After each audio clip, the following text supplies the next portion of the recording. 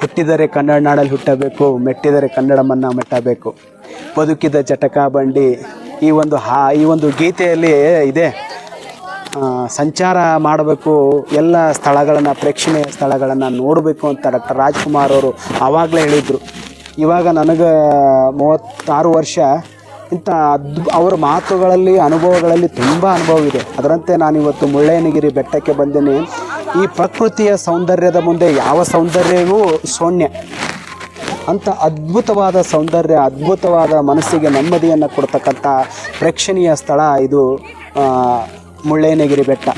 ಇಲ್ಲಿ ಮುಳ್ಳಯ್ಯನಗಿರಿ ಬೆಟ್ಟದಲ್ಲಿ ಮುಳ್ಳಯ್ಯನಗಿರಿ ದೇವಸ್ಥಾನವೂ ಕೂಡ ಇದೆ. ಅತ್ಯಂತ ಮೋಡ ನಮ್ಮ ಕೈಗೆ ಇಲ್ಲೇ ನೆಲಕುವ ಮಟ್ಟಿಗೆ, ನಮ್ಮ ಕೈಗೆ ಹತ್ತುವಷ್ಟು ಮೋಡ ನಮ್ಮ ಸನಿಹ ಇದೆ.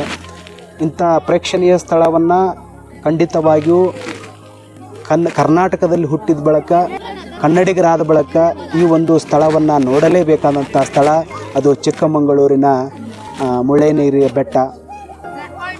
ಮತ್ತು ಅನೇಕ ಪ್ರೇಕ್ಷಣೀಯ ಸ್ಥಳಗಳಿವೆ. ನಾವು ನೋಡ್ತಾ ಇರುವಂತೆ ಅನೇಕ ಪ್ರೇಕ್ಷಣೀಯ ಸ್ಥಳಗಳಿವೆ. ಆ ಪ್ರೇಕ್ಷಣೀಯ ಸ್ಥಳಗಳಲ್ಲಿ ಇದು ಮುಳ್ಳಯ್ಯನಗಿರಿ ಬೆಟ್ಟ ಕೂಡ ಒಂದಾಗಿದೆ. ಇದು ಅತ್ಯಂತ ಎತ್ತರದ ಬೆಟ್ಟ.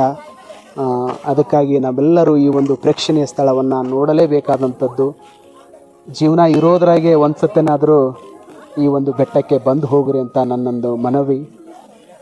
ಜೈ ಕರ್ನಾಟಕ ಮಾತೆ.